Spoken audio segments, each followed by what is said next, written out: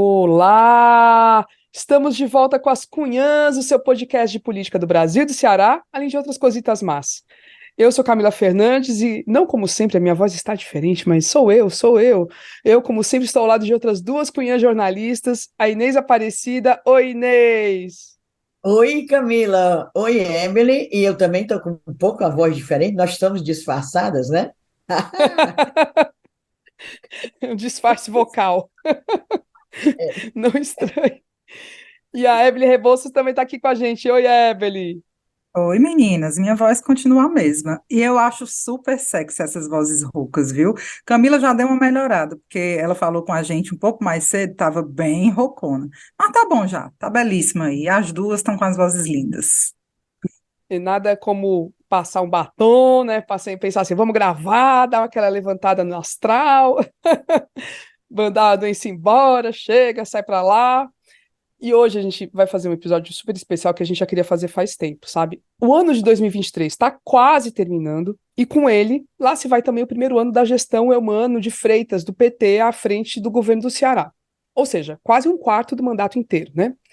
É um tempo razoável para que possamos avaliar as ações, o estilo e tirar algumas impressões sobre as marcas desse governo. Faremos então esse balanço, especialmente do ponto de vista político, no episódio de hoje, tá bom? Antes de começar, deixo aquele recadinho para vocês, né? Se você gosta do nosso conteúdo e pode nos apoiar. Temos três maneiras para você se tornar um apoiador ou uma apoiadora. Uma é pelo site apoia.se/ascunhaspodcast. O outro é pelo Pix, para a chave ascunhaspodcast.gmail.com. E o terceiro jeito é pela plataforma Aurelo, se você nos escuta por lá. A contribuição pode ser de qualquer valor, mas a partir dos R$ 10 por mês você se torna um assinante e recebe um episódio extra exclusivo, que é sempre muito bacana, participa da gravação com a gente, que é feita também online. E, assim, é uma curtição. Fora tudo, fora ter novas informações, um novo episódio, um novo conteúdo, é uma curtição. Fora tudo, tudo, tudo, gente. A gente pede sempre para você curtir a gente. Vai lá nas nossas redes sociais, Twitter, Instagram, o YouTube. Compartilhe o episódio, comenta com seus amigos, divulga como você pode, tá certo? Ah, e se você mandar o Pix, deixa lá o seu e-mail para a gente poder entrar em contato depois, tá bom? Agora sim, bora começar! Bom, já são 11 meses e meio de gestão Eumano, né? Então, Eumano de Freitas venceu aquela eleição de 2022 no primeiro turno, ali embalado pela musiquinha Lula, Camila, Eumano, né? Então, ele conseguiu isso, né? Foi uma façanha, não se esperava esse resultado, foi de fato surpreendente. E tá aí, quase um ano, a gente de vez em quando comenta algumas coisinhas do governo, mas não chegamos a fazer de fato um balanço. E agora, hoje, neste episódio, a gente vai fazer, não é um episódio, assim, não é um balanço completíssimo, mas a gente pegou um bocado de aspecto aí que a gente vai comentar, né, Evelyn Rebouças? Vamos É, começar. bora. Realmente, né? É muita coisa para você analisar no governo, tem muitos aspectos, mas, como você disse, vamos tentar focar aqui em algumas coisas, principalmente politicamente. Tem uma coisa que a gente já comentou em outros episódios, a gente tem a impressão de que o governo humano está seguindo, né, mas de uma forma até confortável. Eu acho que ele tem merecido pouca atenção, até da gente mesmo. A gente está, né, tá focando muito em prefeitura, óbvio, é um ano pré-eleitoral no município, tem as brigas partidárias, a gente tem focado mesmo, e tem falado pouco do governo humano. Mas isso não é uma questão só nossa. De fato, a gente foi tentar apurar, né, sobre esse balanço, como é que a gente poderia analisar como está sendo o governo humano, e não foi uma tarefa muito fácil. Assim, a gente percebe que os analistas realmente ou estão ainda com os olhos muito voltados para o nacional, o governo Lula gera muito assunto, né, ou para o municipal, por motivos óbvios. Primeiro, porque é a cidade, né, o que a gente vive diariamente, cotidianamente. Segundo, porque a gente está, né, é um caldeirão de notícias diárias sobre essa pré-disputa municipal. E aí, eu consegui falar, e foi muito legal a conversa, com o professor Marcos Paulo, né, curumim também da gente, doutor em Sociologia, ele é professor do curso de Ciências Sociais da UVA e do doutorado em Políticas Públicas da UES, e ele até falou, Ebele, eu não sei se eu vou conseguir contribuir, mas contribuiu bastante. Primeira coisa que ele fala é justamente sobre esse certo conforto com que o Elmano ainda está lidando, né, do ponto de vista da oposição formal, quanto do ponto de vista da análise. Vamos ouvir o que ele fala sobre isso? É o seguinte, eu acho que uma das coisas que vocês devem dizer é dessa desatenção da comunidade acadêmica. O que pode estar acontecendo com os analistas políticos? A vitória do ano passado foi uma vitória num contexto. A questão que preocupava era a democracia brasileira, então todo mundo foi olhar para as dimensões nacionais. O Nordeste, de uma forma geral, ele não preocupava. O Ceará, a Bahia, o Piauí, a rigor, são lugares que estão numa situação política até luxuosa, entende? Você ter numa competição política dos três maiores candidatos, dois sendo democratas, como você tinha aqui, Elmano e Roberto Cláudio, e um bolsonarista envergonhado pela metade, como é o caso do Capitão Wagner. Isso é uma situação, é até um luxo no contexto brasileiro. Então, e como nós não tivemos sossego, teve a eleição, teve o imediato pós-eleição, não reconhecimento do resultado por parte do Bolsonaro, o Lula teve que solicitar a antecipação da diplomação dele. Hoje a gente sabe que já tinha essa suspeita dessa história da bomba, não é? De algum atentado, de alguma coisa, então ele pede a antecipação. Vem a posse do Lula com todo aquele significado, veio o 8 de janeiro. Então, assim, o problema de sustentabilidade institucional da democracia fez isso com a comunidade de pesquisadores, certo? Então, esse é um primeiro ponto que eu acho que para analisar o governo humano é também colocar em questão de analistas estão fazendo o trabalho de vocês? Ele pegou assim, no cerne muito relevante, né? E porque, de fato, sem análises independentes, né, de pessoas que estudam, por exemplo, políticas públicas, que estudam finanças públicas, fica difícil, né, até para a gente falar alguma coisa. Pois é, que a gente vai pegar outros aspectos, né? Então a gente está. Mas eu achei muito legal a fala do Marcos Paulo. Inclusive, foi meu colega de mestrado. Hahaha. Ele é massa, acho muito legal. Mas, diante disso, uma questão que, bom, gente, assim, tá óbvio que é muito cedo para a gente exigir algumas coisas do governo humano, né? Tem um ano ainda e ele tem mais 3 pela frente, mas já dá para fazer algumas análises. A primeira questão, principalmente com base no que ele prometeu, né? Na proposta que ele trouxe durante a campanha. E uma questão que o Marcos Paulo traz, e aí ele vai trazer e a gente vai comentar, né? Não necessariamente a visão dele é a visão que todo mundo tem que concordar, mas ele traz questões interessantes sobre o que é que se tem de ações mais visíveis nesse primeiro ano até agora. Bora ouvir para a gente comentar? A segunda questão é que como é que a gente analisa o governo humano? A rigor, o que ele contratou com o eleitor? Ele contratou que ele seria o Camilo 3. Se a gente fosse rigoroso, até poderia dizer assim, o Camilo 2 na verdade foi Camilo 1, né? Porque o Camilo 1 foi Cid 3. Certo? Do ponto de vista de liderança política. O Camilo se autonomiza no segundo mandato no contexto da pandemia, não é? Claro que era uma autonomização que já vinha da campanha, não é? O Camilo constrói em 2018 uma aliança com o Eunício, dobra o PT para o PT não ter candidato ao Senado, ele apoia o Eunício por fora, os Ferreira Gomes bancam o Eduardo Girão e o Eduardo Girão que leva, mas o Camilo já estava dando sinais. Quando veio a pandemia ele se autonomizou por completo, né? Então, esse governo agora é uma espécie de Camilo 2 ou Camilo 3, mas ele é como continuidade do Camilo. Ocorre que a caneta mudou de mão, né? Tanto que o Camilo vive aqui, porque tem família, não sei o quê, mas vive aqui fazendo eventos e tal. E o Elmano vive em Brasília. Então, isso cria uma questão, assim, qual é a marca específica do Elmano? Uma das marcas para se estabelecer a cara de um governo nos últimos anos no Ceará tem sido a política de segurança. O Cid teve o Ronda no quarteirão e o Camilo teve o raio nas cidades, não é? A expansão do batalhão do raio com aquelas entradas nas cidades, aquela coisa toda, né? O Elmano até agora não veio com nenhuma dessa. O contexto mudou e tal. Mas o Elmano foi quem? O Elmano foi o relator da CPI do motim, né? Inclusive, esse foi um dos elementos mais importantes para ele ser escolhido candidato. Então, tem que pensar sobre isso.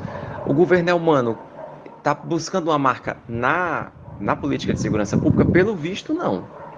Pelo visto, não. Aí, por outro lado, das ações mais visíveis, ele tem muitas secretarias, não é? É um governo de uma composição muito ampla. Nisso parece com o governo federal, né? Muito ampla, teve que caber muita gente. É um governo que o PT tem mais assentos, não é? No governo anterior do Camilo, era o Camilo e poucos secretários petistas, né? E normalmente secretários da corrente do Guimarães, agora não, tem a corrente do Guimarães, tem a corrente da Luiziane, né? Ainda tem até outros grupos menores do PT, por exemplo, o Guilherme está contemplado na Assembleia, não é suplente, mas está contemplado porque está o tempo todo assumindo. O pessoal tem secretarias, isso é uma inovação, né? A Secretaria de Juventude é do PSOL, o João Alfredo está no IDACE. Então tem essa novidade, a própria, sei lá, a esquerda mais crítica, digamos assim, a oposição à esquerda ao PT, por exemplo, foi integrada a esse governo, né? A gente vai. Eu achei ótimo ele falar, como é? O Elmano é o Camilo 3 ou o Camilo 2, porque o Camilo 2, o primeiro Camilo, era a continuação do Cid. Ai, adorei, Marcos Paulo, o senhor fala demais, Eu bem também. analisado. E outra coisa que ele disse, que também eu acho que é muito pertinente, o momento que a gente viveu, quando foi eleito o Elmano, a questão nacional, ficou tão assim, a vitória do Lula tão apertada, isso é a minha interpretação, que a gente ficou, tipo assim, poupando o que fosse do PT, tá entendendo? Ai, foi um alívio no seu, o Capitão Vargas, foi um alívio, sabe? Eu acho que também teve muito isso, e aí ainda está com o rescaldo também do governo Camilo Isolda, que Isolda também foi praticamente uma continuação do governo do Camilo. Eu acho que o Marcos Paulo analisou super bem, é isso mesmo. Falta mais criticidade com a relação ao governo do Elmano. A gente daqui a pouco vai falar sobre a questão dos servidores que ele comentou, mas no final da fala, mas acho que dá para puxar por essa parte das secretarias, né? Porque realmente é uma quantidade imensa e nem todas, assim, ter uma secretaria não significa necessariamente que tenha dinheiro para aquelas ações, né, Ebri? Você fez um levantamento, né? Foi um levantamento muito breve que mostra realmente como estão baixos os empenhos, né? Empenho, para quem não sabe, é quando o dinheiro de uma pasta, de uma secretaria, já fica reservado para fazer o pagamento das ações daquela pasta.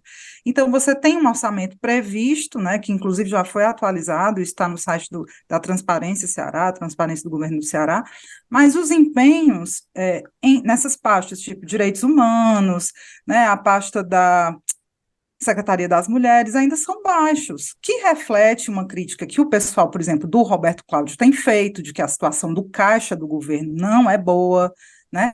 E reflete também essa quantidade de secretarias que foram criadas, mas que, cadê? Aí a gente teria que ver realmente, fazer um levantamento muito bem feito e pontual.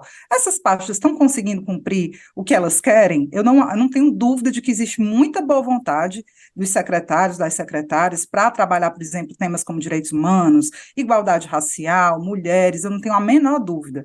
Mas elas estão conseguindo fazer o que pretendem? Tem dinheiro para isso? Elas estão conseguindo fazer a transversalidade, que é a grande chave, né, de temas como esse. Você tem que relacionar mulheres e direitos humanos e igualdade racial com a educação, com a cultura. Estão conseguindo fazer isso mesmo? Porque, em termos de grana, de finanças, a gente vê que não está tão bacana assim a situação. Um exemplo, Secretaria das Mulheres, orçamento atualizado para essa pasta é de 13,3 milhões. Empenhado até outubro, foram 3 milhões. A Secretaria de Direitos Humanos, orçamento atualizado, 21,35 milhões. Empenhado até outubro, 3,1 milhões. Então, são baixos, né? Alguns estão com os empenhos, né, bem altos, educação, a Secretaria da Proteção Social, né, da secretária Onélia Leite Santana, tem um empenho até alto também. Então, assim, tem essa disparidade mesmo de execução orçamentária entre as secretarias. E eu vou destacar, assim, tem 3 pontos nessa fala do Marcos Paulo que eu acho ótimos.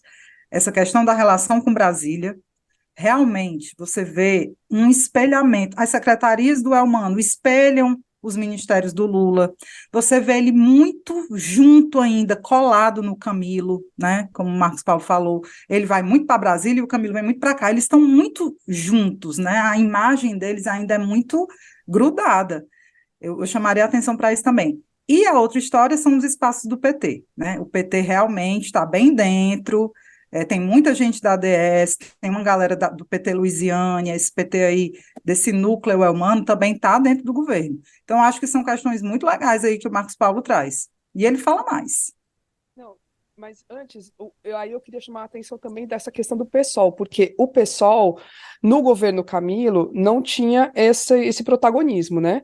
E agora tem um protagonismo de ter secretarias, ter cargos, e a gente sente que, assim, por exemplo, o deputado Renato Roseno, que é um deputado muito crítico, que traz muitas questões e que fazia, não digo que uma oposição ao governo Camilo, mas trazia provocações ali que pesavam, hoje tem uma postura muito mais governista.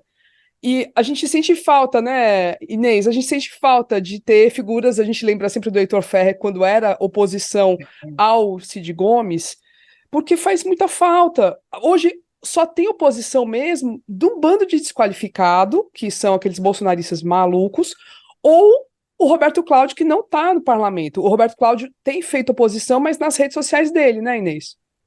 Mas eu acho até, aliás, quem está fazendo a oposição mais legal, a última fala do Roberto Cláudio, inclusive, foi a respeito eh, dessa quantidade que ele considera exagerada de secretarias criadas para agradar o arco da aliança que elegeu o Elmano. Ele fala dos orçamentos, fala das desnecessidade de criar tanta pasta e tal, mas ele falou muito bem. O último vídeo que eu vi do Roberto Cláudio foi ótimo, foi muito pertinente, foi sem raiva, foi sem No rancor, tom, né, Inês? No foi tom. no tom elegante como ele costumava ser, que agora ele pegou assim, outro estilo, né? Parece imitando certas criaturas, mas o Roberto Cláudio é aquele. Outro dia também ele falou sobre segurança, ou insegurança pública, falou também muito bem, porque da Assembleia a gente não espera nada, uma oposição como? Vinda de Carmelo Neto, doutora Silvana, Sargento Reginaldo, o pai do André Caneco, pastor, pastor Anderson, né? E, quer dizer, nada. O que eles estão fazendo agora é pegando a fala do Ciro para trabalhar em cima, digamos assim. Ciro, que denunciou que tudo no governo do Elmano tem propina, papapá. Aí lá vai o pessoal do PL, o União Brasil e tal, esses 4 aí citados, ou 5, estão trabalhando em cima dessas denúncias do Camilo. Ai, gente, desculpa, Do Ciro. do Ciro contra Camilo e contra Elmano, porque ele bota tudo no mesmo saco. Outro dia, ele botou também no meio do saco o deputado Romeu de Guerre, que é do PDT, do partido dele, e é o líder do governo na Assembleia. Também fez umas críticas ao deputado Romeu de Guerre. Mas a gente sente falta demais do Heitor Ferrer, que também fazia um levantamento legal, sem ódio, sem fígado, fazia um levantamento. Até agora não tem, não se vê. E quanto ao pessoal que está no governo, a gente é bom lembrar aqui que tem uma parte do pessoal que não gosta, né? O pessoal não gosta da uma parte Exatamente. adelita dentro de uma secretaria do governo humano. Não Ei, gosta. Tem fogo amigo sempre tem os foguinhos amigos do pessoal do PSOL. Ei, deixa eu só comentar O João Alfredo, ele citou como João Alfredo como fosse quadro do pessoal que está no IDACE. João Alfredo, uma vez até, me ligou, dizendo que ele não foi indicado do pessoal, ele é indicado por causa da luta do MST, papapá. Não é indicação do pessoal, mas ele é do pessoal. Mas deixa para lá. Deixe para lá. Ei, deixa eu só comentar, fazer mais um complemento. Eu conversei informalmente com a Mona Lisa Soares, que é outra analista que a gente sempre traz aqui. E sobre essa história, né, esse grude Camilo Elmano e essa coisa da continuidade, de como se firma uma marca sendo um governo de continuidade, ela fez uma metáfora que eu achei muito legal e pedi autorização para trazer aqui, que a gente conversou informalmente.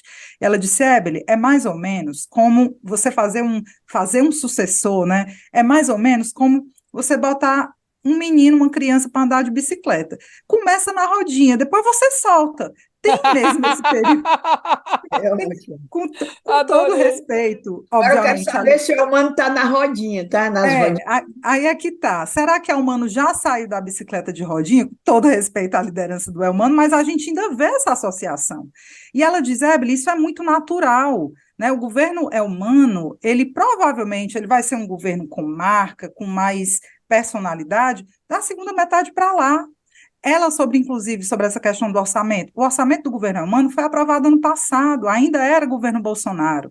Então, ele vai começar, tanto é, né, que ele andou exonerando alguns secretários, como o menino dos cachorros, como diz a Inês, porque vão começar a aprovar agora o orçamento, os planos orçamentários dos próximos anos, e ele quer emenda de aliados nesse orçamento. Então, ele vai começar ainda a desenhar essa questão financeira, porque ele pegou, né, o do passado.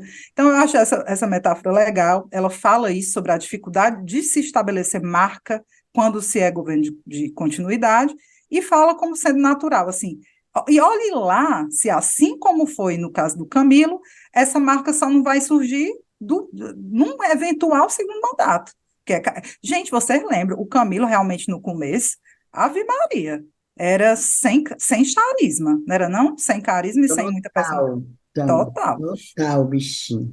Mas Era o Cid, a gente ainda via, se lembrava, né, do Cid, sempre se lembrando do Cid. Assim como é humano, a gente se lembra ainda do Camilo, que não deu pois tempo é. nem de se lembrar de Souza, né? Mas tem, né? Tem essa questão mesmo de uma marca mais petista, um PT mais vermelho China. Eu acho que isso está mais impresso no governo dele. Para terminar a análise do professor Marcos Paulo, a gente aprofundou, né? Ele falou mais um pouco sobre essa questão da marca.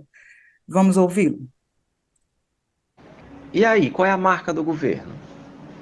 Então, ele está com as marcas da continuidade, com uma coisa apimentada nesse campo da assistência social, que é esse programa aí de cozinhas comunitárias e tal, que sinceramente eu acho um equívoco. Eu acho que governo de estado não pode ter como marca da sua gestão parcerias com associações comunitárias para fazer uma ação emergencial de combate à fome, até porque é emergencial, não é para durar mais do que um ano, o edital demorou que só a sair.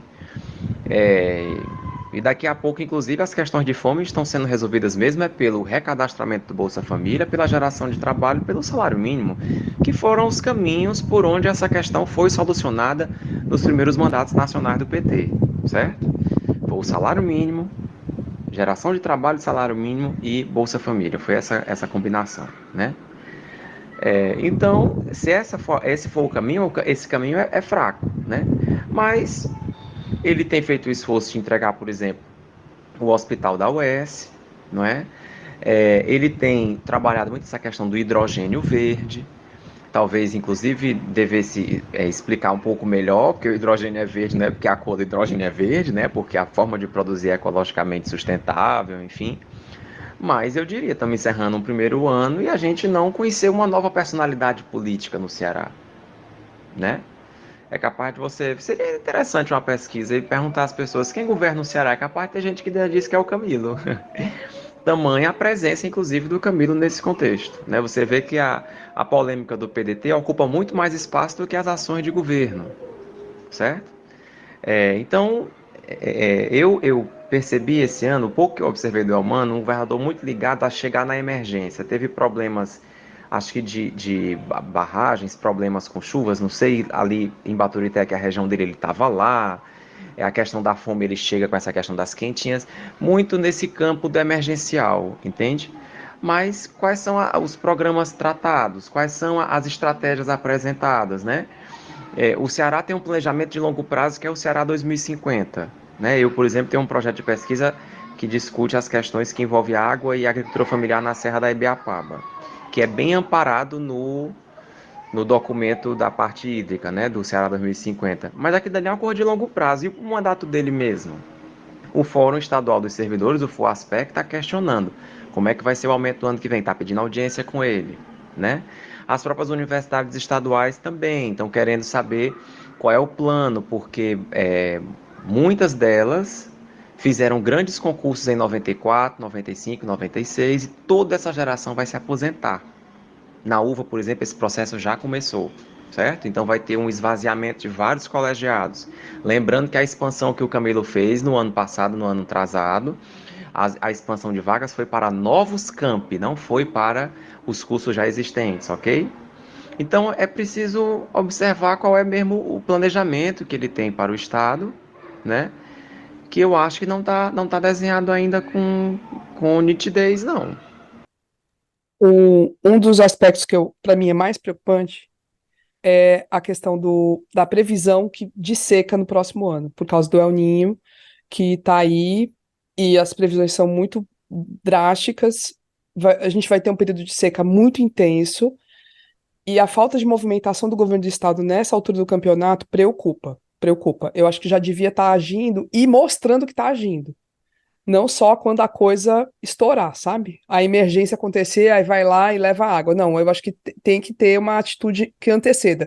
Tem essa história aí de dessalinização que a Prefeitura de Fortaleza está tentando fazer, né, na Praia do Futuro, mas isso é da Prefeitura, não é o governo do Estado. E isso também é uma coisa muito pontual, seria para Fortaleza, uma coisa muito específica. A gente sabe que o bicho pega mesmo é no interior.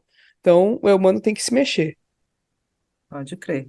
Eu vou reforçar essa questão, a parte final da fala do professor Marcos Paulo é sobre neste momento, né? E reforçar, ainda há tempo, né? O governo humano tem tempo ainda para começar a mostrar mais a que veio. Concordo plenamente quando ele fala, por exemplo, que essa questão assim, uma marca que eu acho que ele quer ter é a do Ceará Sem Fome, né? Mas eu vou concordar com o professor Marcos Paulo, isso está muito vinculado ao nacional, né? Isso é emprego que acaba com a fome, é emprego, é claro, o Bolsa Família, o recadastramento das famílias e tudo, talvez não seja o caminho mais acertado, né, para construir uma marca. Óbvio que é importante, ninguém está dizendo que não é importante cuidar desse tema, óbvio que é, mas em termos de marca política, talvez não seja tão acertado. E sabe, uma novidade, gente, e é impressionante, esse lance do hidrogênio verde, isso dá para capitalizar muito para o Ceará. Os investimentos são bilionários, trilionários, é muita grana. O Ceará está no foco mesmo de investimento. O Elman podia capitalizar isso aí, fazer mesmo um negócio, um trabalho de comunicação pesado sobre como o Ceará está se projetando como polo de produção do hidrogênio verde. Eu acho que é um caminho interessante. E é isso. Quem está se projetando com essa história de hidrogênio verde, inclusive, foi até medalhista, é o presidente da FIEC, é o Ricardo Cavalcante, tá entendendo? E outra coisa, tá só o nome, porque, como disse o professor Marcos Paulo, o hidrogênio verde não é porque ele é verde, não, mas é muito mal explicado, chega muito mal à opinião pública. Se o governo Elmano quiser capitalizar isso, e deve capitalizar, ele deve explicar bem direitinho. Explicar, inclusive, eu vou te propor a você, bora fazer um episódio sobre esse hidrogênio verde, porque nem eu sei explicar, não. Se a pessoa me perguntar, eu não sei Pode explicar ser. muito. Tá entendendo? Eita. Mas até o momento que pode reparar, noticiário hidrogênio, maioria, quem começou essa história, foi a Federação das Indústrias do Ceará, a FIEC, que está capitalizando essa história do hidrogênio verde. Mas ele pode capitalizar isso. Sim, é claro que o Elmano não vai arranjar a marca agora com um ano de governo, menos de um ano. E é assim mesmo, está começando, ele ainda tem que se desencarnar do Camilo e tal, aí pode ser que ele encontre, e vamos esperar que sim, que ele encontre a identidade dele, né? Inês, e vamos aqui falar, a questão da segurança, por mais que não se queira colocar como marca, como teve assim, grandes projetos, é o grande problema, é a grande mácula desse Estado. Só piora, como a gente vem falando há muito tempo. E qual é? Tu sabe qual é o programa do governo do Estado do Ceará para melhorar o controle de facção? Eu não sei. Eu não sei, não. Se tem, está mal explicado, mal anunciado, e você realmente não vê o governo andando por esse caminho. Foi um tema de campanha, eu lembro de um vídeo do Elmano exaltando essa coisa dele ter sido o relator, o presidente, não lembro, da CPI do Maltim, mas não é um tema que me parece que está priorizado a preço de hoje, não. E como Só tem a multiplicação das facções, né? Só tem a multiplicação das facções. Quantas vezes a gente já falou aqui? E como sempre, a oposição, né, se aproveitando disso muito bem, participando mesmo, se aproveitando mesmo disso, porque é todo dia problema. Fala Roberto Cláudio, fala os outros do PL lá, a meia dúzia lá de opositores lá na Assembleia, isso aí é um prato cheio, é um prato cheio. Não vejo também, Emily, que, por exemplo, não funcionou, mas na época do Cid venceu em 2006 com o tal do Ronda do Quarteirão.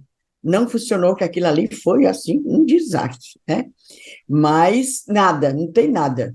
Não vejo nada. E foi algo que ele fez no primeiro ano, ele já queria tentar construir uma marca a partir dali, ele fez mesmo, e foi realmente desastroso, mas no primeiro momento ele, assim, foi muito bem recebido, né? Teve um efeito, primeiro, muito positivo, depois é que o negócio degringolou. E, bom, teve uma coisa que o Marcos Paulo falou também, que foi sobre a questão dos servidores públicos, né, tanto no geral, servidores do Estado, como ele também mencionou especificamente das universidades, a questão de concursos e tudo mais. E tudo indica que pode ser uma pedra no sapato do Eumano realmente no ano que vem, né, Inês? Falei com a Ravena Olinda a respeito disso aí, dos servidores públicos. Ravena Olinda é a presidente do Fórum Unificado das Associações de Sindicatos dos Servidores Públicos do Ceará. Eita, não. Ela diz que o diálogo com o governador é humano, é de mão única. Até eu falei assim, como é que pode diálogo de mão única? Ela falou, não, é porque as demandas que são apresentadas, né, pelas associações e pelos sindicatos, pelo fórum, em modo geral, as demandas são apresentadas e as respostas não são dadas. Foi ela que falou. Aí, pois diga aí para nós, Ravena, diga. Aí ela disse, eu saí. Bom, a avaliação que nós fazemos a respeito da relação do governo Eumano com os servidores, a gente pode dizer que é uma via de mão única, né? Quando a gente apresenta as demandas do coletivo de servidores através do Fórum Unificado das Associações e Sindicatos dos Servidores do Estado, o FOASPEC, nas mesas de negociação, né, que são o canal, digamos, de diálogo com o governo, seja as mesas setoriais em cada secretaria, ou a mesa estadual de negociação permanente, que é a mesa central, onde senta os representantes do governo com os servidores, através do FOASPEC, e a gente apresenta todo o conjunto de demandas, como estamos fazendo agora com as pautas gerais da campanha salarial 2024. No entanto, quando a gente avalia que é uma via de mão única, é porque sempre as demandas são apresentadas nessas mesas e as respostas devidas não são dadas, né? E aí a gente acha esse diálogo bastante precário, porque de fato, mesmo esse conjunto de entidades, quando fazem suas reivindicações, sempre embasadas em estudos técnicos, né? Muitos desses estudos, inclusive, com o apoio da Fundação Sintaf, que é o Sindicato dos Fazendários do Estado do Ceará, esses estudos às vezes são contestados, porém dados também não são apresentados, né? Porque, como a gente costuma dizer, dados devem ser refutados com dados. E aí a gente percebe que nessas mesas que acontecem mensalmente, a gente fica sempre apresentando as nossas demandas e essas respostas não são trazidas pelo governo.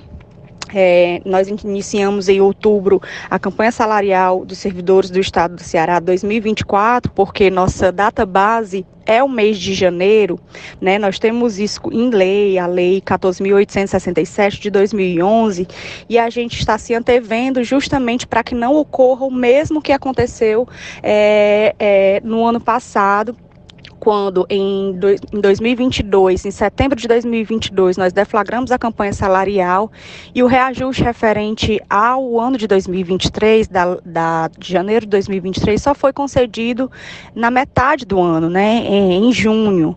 E aí a gente sabe que os servidores acabaram tendo perdas salariais, porque embora o governador Eumano tenha concedido 5,8 de reajuste, esse reajuste veio de forma parcelada. e ainda sem respeito à nossa data base do mês de janeiro, porque todo esse retroativo, o reajuste só foi concedido no meio do ano, em junho, o retroativo só foi de 3%. Então, assim, e aí é bem complicado essa relação, porque nós passamos muito tempo, né, quase um ano dialogando a respeito desse reajuste, e quando ele veio de fato de forma impositiva. Foi apresentado esse índice de 5,8 para 2023, e não foi sequer levado em consideração todos os estudos apresentados. A única coisa que nós conseguimos arrancar do governador Elmano foi uma promessa pública que ele fez, né, de forma pública perante a imprensa, de que no governo dele os servidores teriam não só reajuste, mas ganho real. E nós estamos agora, através desta promessa pública, né, aguardando se de fato para 2024 esse servidor vai ter o reajuste e o ganho real conforme prometido. É interessante pensando, principalmente do ponto de vista do Elmano, ele sucede o Camilo, beleza, ele pegou o orçamento que foi feito no período da Isolda, ou seja, aliado, né? Aliado, tá tudo certinho. Então, em tese, esse orçamento deveria prever o reajuste dos servidores. E aí, enfim, a gente sabe que, assim, aparentemente o Estado de Ceará não tá bem das pernas em termos financeiros. Mas é isso, né? Aí a luta vai ter, né, Inês? Dos servidores. E tem outras reivindicações dos servidores públicos, são referentes também às diárias, que não são reajustadas, imagine você, desde 2011. Nós estamos quando? Em 2023. Quantos anos? 12. A diária de R$ 64. E o vale alimentação, que é de R$ 15. E o pessoal chama, a Ravena disse que o pessoal chama vale lanche. Realmente, né, vale alimentação, R$ 15. E eles reivindicam ainda acabar a taxação dos aposentados, que é de 14%. E vários estados já acabaram com essa taxação. Acabaram com essa. Já existe, já está entendendo? Já o Estado pode, porque não pode, tem que o aposentado continuar contribuindo. Pois vários estados já acabaram com essa taxação. Mas eu achei legal, foi o mote da campanha salarial. Botar aí só o trechinho da Ravena para ela dizer qual é. Então, essas são as principais reivindicações apresentadas para o governo Elmano, né, através do Fórum Unificado das Associações e Sindicatos dos Servidores do Estado, FOASPEC, mas que, infelizmente, até o momento não tivemos nenhum retorno nesse diálogo de mão única que a gente costuma dizer, onde, de fato, há uma enrolação, né, de uma resposta a ser dada aos servidores. E por isso que, inclusive, o mote da campanha salarial 2024 é o via humano, deixa de enrolação, porque os servidores não aguentam mais tanta espera, né? Então, a gente agradece às cunhãs o espaço que está sendo dado, né? Agradeceu a gente, a dar o espaço para a bichinha, rapaz. Tem que dar espaço. Com certeza. Olha aí. Não, tem que falar. Havia humano. Oh. Os cartazes estão ótimos. Havia, mano. Deixa de enrolação. A gente entrou em contato com a Secretaria de Planejamento e Gestão, que é a CEPLAG, tá, do Governo do Estado, que é justamente a secretaria que lida com os servidores públicos, tá? E a CEPLAG informou o seguinte, que a mesa estadual de negociação permanente tem ocorrido de forma regular, na última semana de cada mês, conforme o calendário estabelecido entre o governo do Ceará e os representantes do Serviço Público Estadual. Isso confirma até o que a Ravena falou, né? Então, a mesa acontece. A interlocução com as entidades ligadas ao Fórum Unificado das Associações e Sindicatos dos Servidores Públicos do Ceará tem sido aberta e permanente desde a retomada da mesa de negociação no início do ano. Além disso, a CEPLAG tem orientado que as setoriais também realizem suas reuniões e mantenham diálogo com as entidades representativas. Aí a nota termina, vale destacar que a data base para definição do próximo reajuste dos servidores da administração pública estadual é em 2024, não mencionou o mês. O reajuste deste ano, equivalente a 5,8, foi anunciado em maio.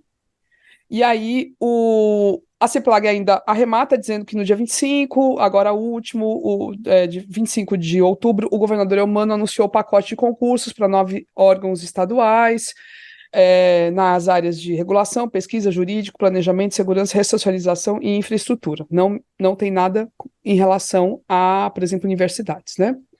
Mas eu tenho dados sobre as universidades, viu? Agora, Pode mandar, data Inês. base, ele não pode mudar, porque, se vocês ouviram, a Ravena falou que é lei de 2011, data base de servidor do Estado, é uma lei de 2011 que foi regulada para janeiro, marcada para janeiro. Sim, quanto às universidades, é o seguinte, falei com o Nilson Cardoso, ele é presidente do sindicato da UES, Sindicato Servidor da UES, Sindues. Aí ele falou que com relação às universidades estaduais, há vários problemas, afora o dos professores. Por exemplo, URCA e UVA ainda não concluíram seus concursos e há cerca de 350 a 400 vagas. Dos concursos realizados para a universidade, isso no caso agora da UES, foram passados, 385 passaram, foram aprovados, 385 professores, e chamaram 200 já. Mas o que ele soube é que o Nilson Cardoso, presidente do Sindius, ele soube que esse pessoal todo vai ser chamado, mesmo que não tenha ainda onde lotar, certo? Porque, como foi falado, como o professor Marcos falou, Marcos Paulo, foi esse pessoal de professor novo para os novos campi, certo? No interior.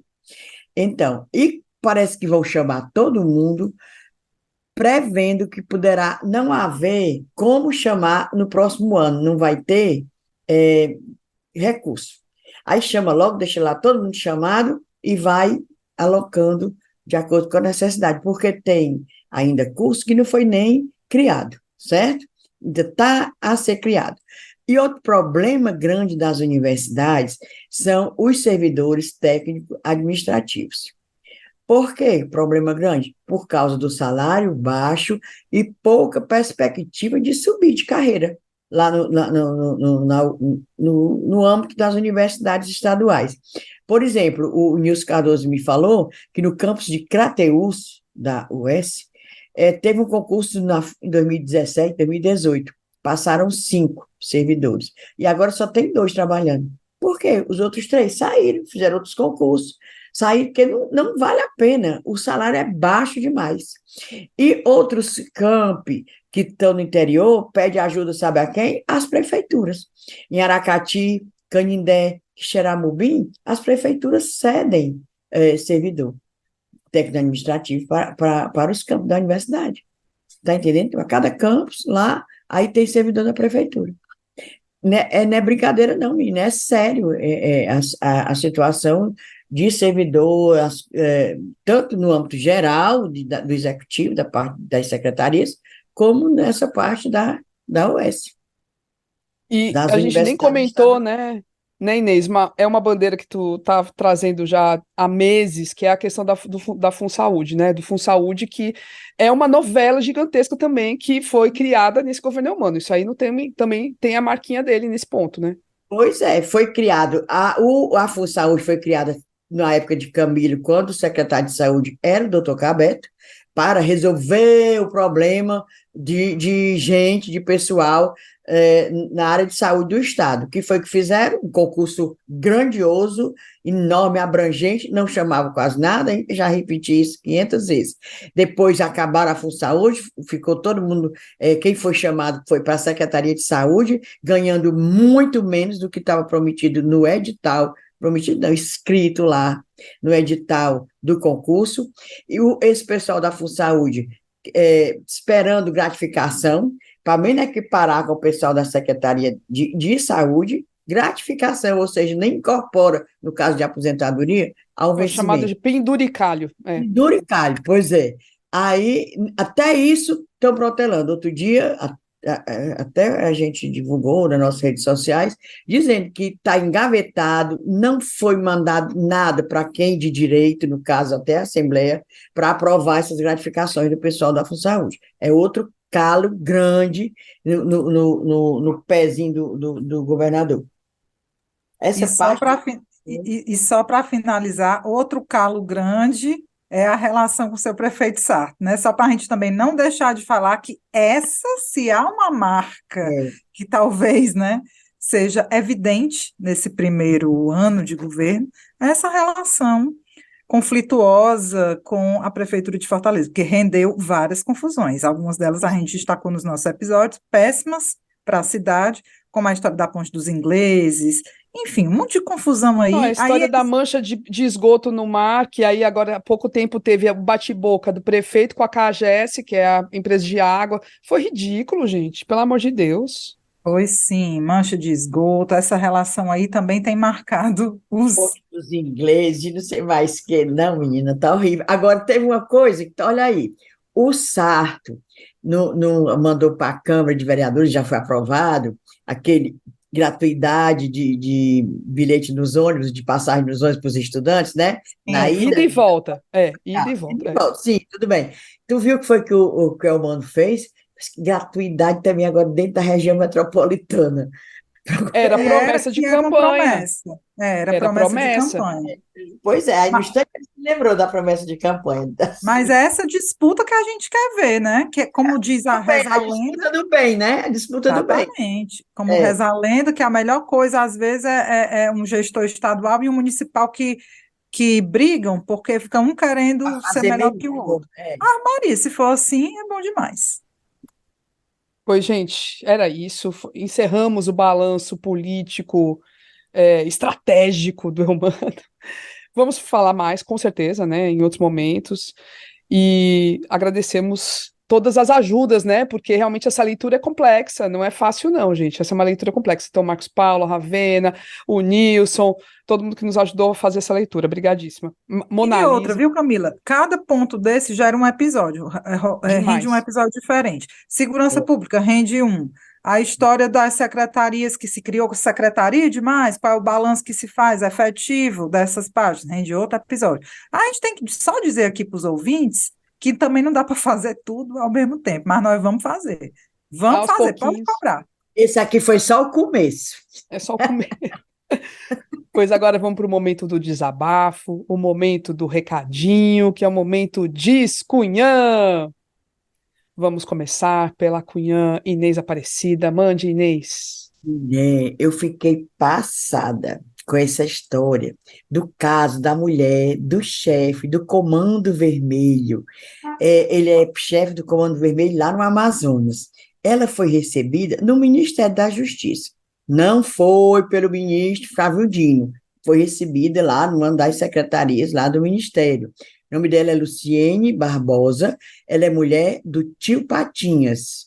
Não é o tio Patinhas da revista, não. O apelido dele é tio Patinhas, mas o nome dele é Clemilson dos Santos. Ele é o chefão do Red Command, ou seja, Comando Vermelho lá do Amazonas. Mulher, como é que tu recebe uma criatura dessa? Ela é famosa, já foi presa, ela, menina, por lavagem de dinheiro, por um monte de coisa. Aí pronto, a mulher estava lá, não pode negar, porque tem foto.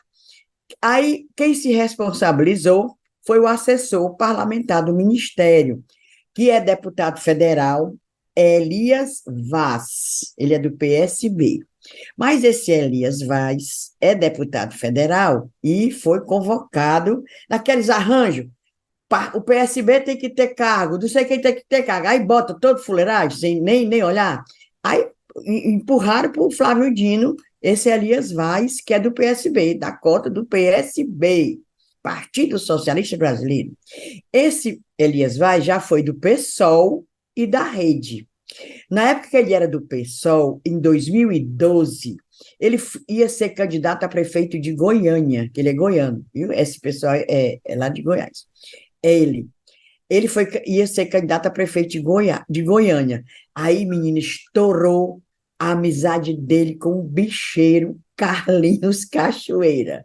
Aí, bufo, não pôde mais ser candidato.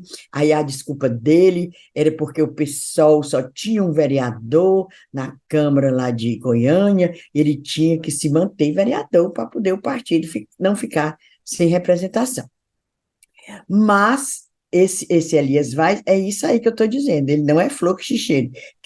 Ele é amigo de Carlinhos Castro. Menina, as amizades dele não são das melhores, não.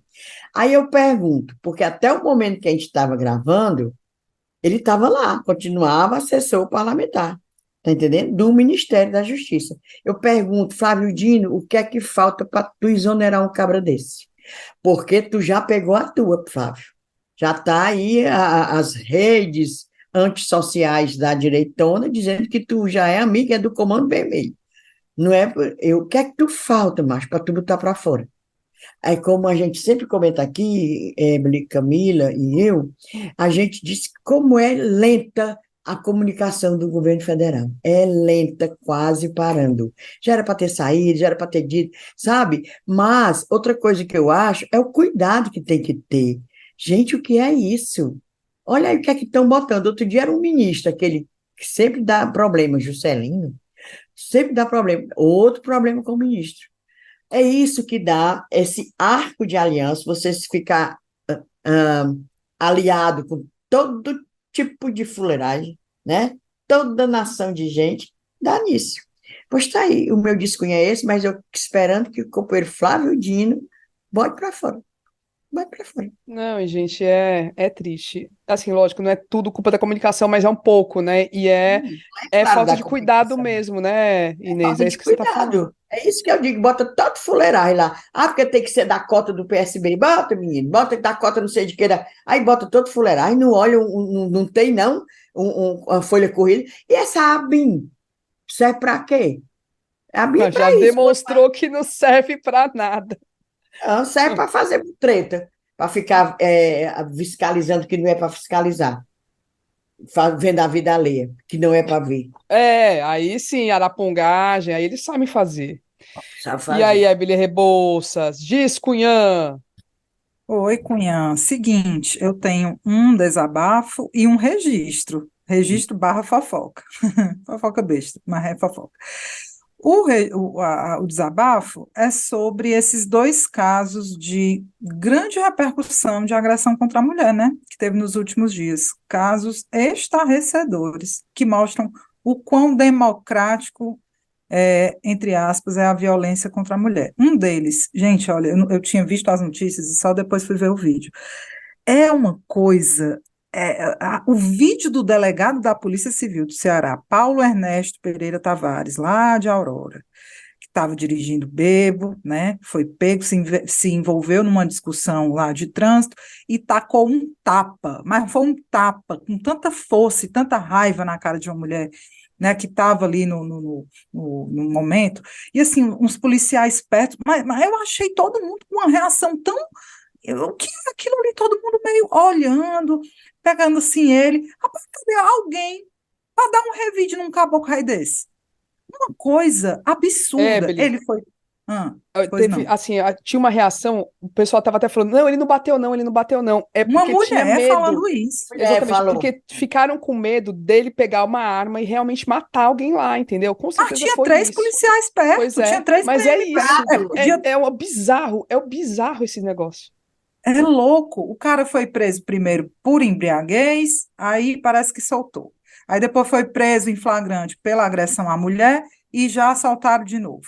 E aí ele tem algumas medidas cautelares aí que vai ter que cumprir, né? Não pode sair de casa aos fins de semana, tem que estar à noite não sei aonde, uma série de restrições e vai responder por essa agressão. Mas uma coisa bizarra, o cara dá um tapa com tanta força, é terrível o vídeo. E o outro caso foi o marido da Ana Hickman, Alexandre Corrêa, que primeiro mentiu, dizendo que não tinha agredido a mulher, depois confessou que agrediu, e assim, todo mundo meio que fazendo a ligação ao fato de ele ser bolsonarista, né? Mas, a gente, não tem isso não tem isso, né? É realmente, infelizmente, talvez a gente veja mais casos de cidadãos de bem, entre aspas, essa galera violenta que defende arma e tudo mais, realmente, talvez a gente possa até ver mais casos de agressão contra a mulher por essa turma. Mas é democrático, ideologicamente é democrático, você tem pessoas de esquerda também cometendo violências de vários tipos, violência psicológica, enfim, violência sexual. Infelizmente, é democrático, né? No pior conceito da palavra. E era isso, é um desabafo mesmo, assim, no caso do delegado, né? Ele foi afastado imediatamente pelo governador, a vice-governadora Jade Romero também se manifestou, chamou ele de sujeito, gostei, sujeito, esse sujeito.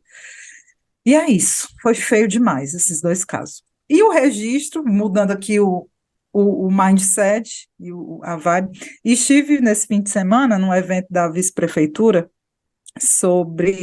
relacionado ao Festival Mundial do Design, né? E encontrei Elcio Batista, vice-prefeito, muito criticado aqui por nós, né? A gente vive criticando, e com razão, né? A gente, quando critica, tem razão. Mas eu queria só registrar que ele foi extremamente cortês, né? Foi muito simpático, frescou, olha, vocês, Ave Maria, fale bem também, rapaz.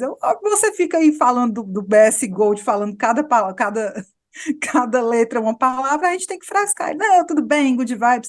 Mas era só para comentar isso, assim, que eu acho que as pessoas podem realmente até não gostar, às vezes, do que a gente fala, mas, principalmente para figuras públicas, tentar manter essa relação, né, uma relação respeitosa, eu acho muito importante. A gente é aberto a críticas, a ouvir quem não gosta do que a gente fala, e estamos aqui para isso também, né, para ser criticado, mas como a gente já passou por situações, né, de certas figuras aí da política que às vezes olham meio torto, eu achei que era digno de registro a relação cordata mesmo, e até simpática do vice-prefeito com a gente. Mas é isso aí, vice-prefeito, a gente vai estar aqui de olho. Nas suas viagens. Outro dia ele estava ótimo, ele mostrou uma foto recebendo o cônsul da Alemanha. Me parecia que ele resolveu o problema mundial, não precisava mais nem de Ministério de Relações Exteriores. Mas deixe a vida do Elcio para lá. Aí, enquanto o Elcio está nessa boa simpatia, me encontrei com o Ciro Gomes, sexta-feira pela manhã, na Câmara de Vereadores. Olha que eu estou pesada, mulher, eu estou com mais de 70 quilos. Estava com a roupa coral da vista, os cabelos soltos, pois, menino, ele passava por mim, ia e voltava, levantava a cabeça, ele não falou comigo. Olha que Ele falava antes, né? aquele cabra, Ele falava. daqui a 80. A última vez, acho que ele não gostou, menina Evelyn e Camila, dessa última foto que a gente botou, esse último episódio anterior, ele assim na bicicleta, eu achei ele tão bonito na bicicleta. Maravilhoso! Tu não achou, não? Ele tá atlético naquela bike. Não, ele deve ter Não, assim. não foi a foto, não. Deve ter sido o que a gente comentou, que era a última. Claro que não foi a foto, é bonito. Menina, mas o Roberto Cláudio não. Um fofo, educado. Ave Maria, até disse que eu estava novo. Menina, adorei. Pois o Ciro só faltou, tipo assim, quando você passa por uma barata, volta a pisar. Foi. Cabra daquele que eu conheço desde a década de 80, com essa besteira. Ô, besteira, besta. Ave Maria. Oh, besteira mesmo. Mas o Ciro tem essas coisas, ele tem esses momentos altos e baixos. Altos e baixos. Muitas vezes ele Aí não daqui a queria falar pouco. comigo, aí depois quer ser meu amigo. É assim, faz parte da persona dele também. Vou mandar Faz só parte. de mandar um cheiro para ele. Cheiro para tu, Ciro Gomes. Ai, meu Deus.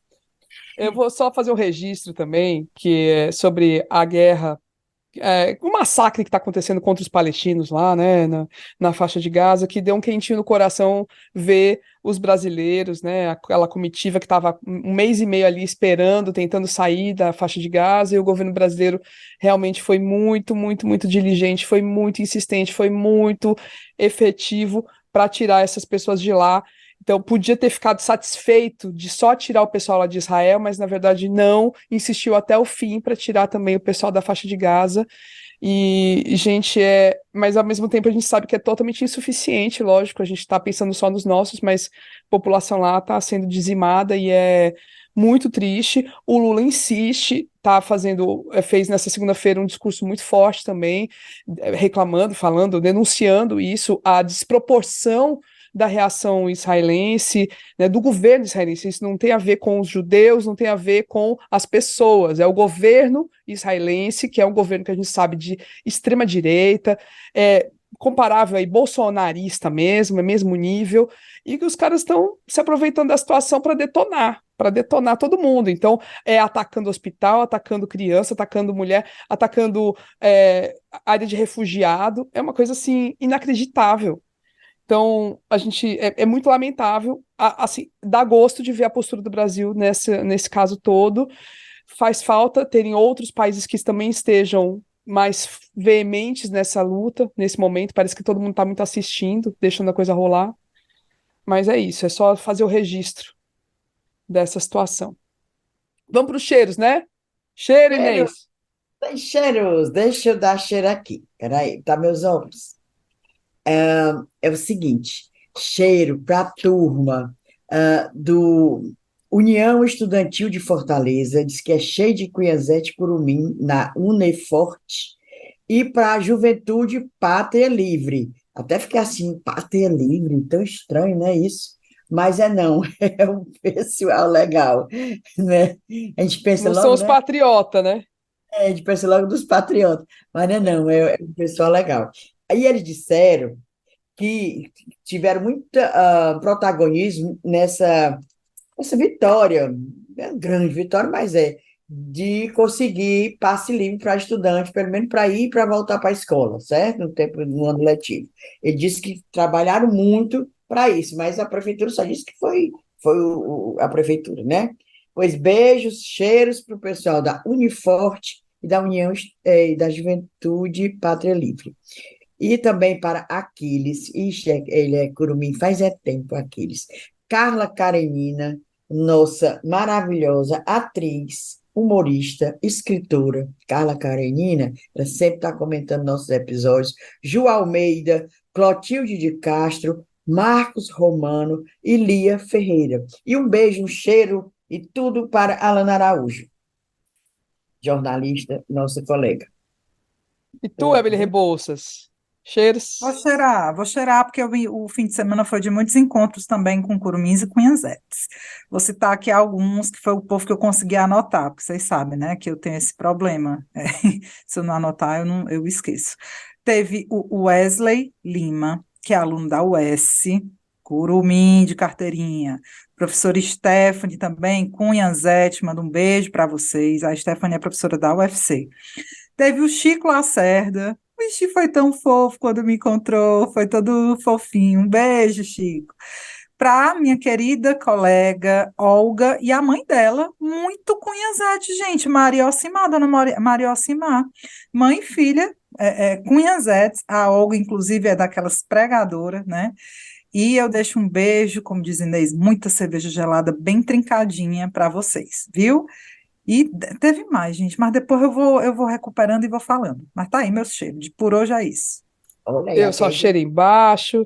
Eu passei uns dias na minha terra e é horrível, gente. Mas, ó, é sério, São Paulo, assim, grande parte do país tá passando um calorão, né? Tá passando por uma onda de calor e o pessoal fica assim: ah, Fortaleza é muito quente. É muito quente, mas aqui a gente tem brisa, tem vento e tem, sei lá, a gente tem uma estrutura, todo canto tem ar-condicionado, assim, você vai num shopping, tem um ar-condicionado que funcione, você vai em qualquer canto tem um ar-condicionado que funcione. Em São Paulo, nem sempre. E as casas são muito despreparadas. Então, Ave Maria, passei um calor dos infernos. Ai, meu Deus, deixa eu voltar para minha terra é Fortaleza. Ave Maria. Mas é isso, vamos encerrando o episódio de hoje, agradecendo a sua companhia até aqui, gente. Brigadíssima, como sempre. Lembrando, se você quiser se tornar um apoiador ou uma apoiadora, é facinho, pode ser pelo site apoia.se/ascunhaspodcast, pode ser pelo Pix para a chave ascunhaspodcast@gmail.com, ou pode ser pela plataforma Orelo.